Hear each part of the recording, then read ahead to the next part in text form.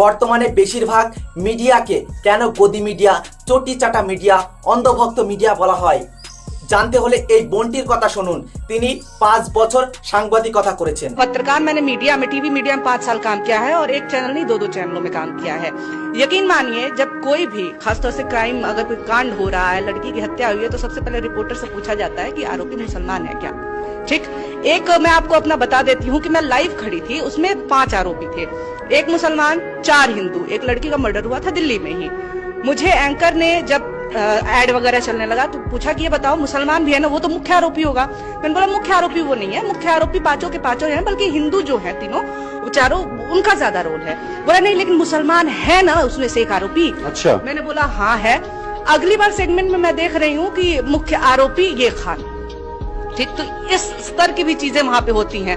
Script तैयार की जाती है और कोशिश की जाती है रिपोर्टरों से, अगर कहा जाता है कि यार जो तुम लोग खबर ला रहे हो उसमें थोड़ा हिंदू मुस्लिम वाला एंगल। এর কারণটা কি জানেন?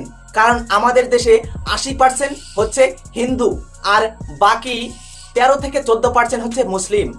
এই কারণেই বেশি টিআরপি, বেশি ভিউজ, মানুষের চাহিদা বেশি বাড়বে।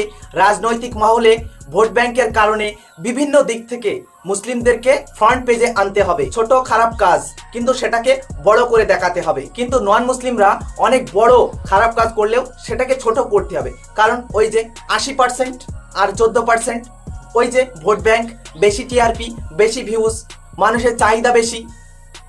এভাবেই চলছে গদি মিডিয়ার খেলা।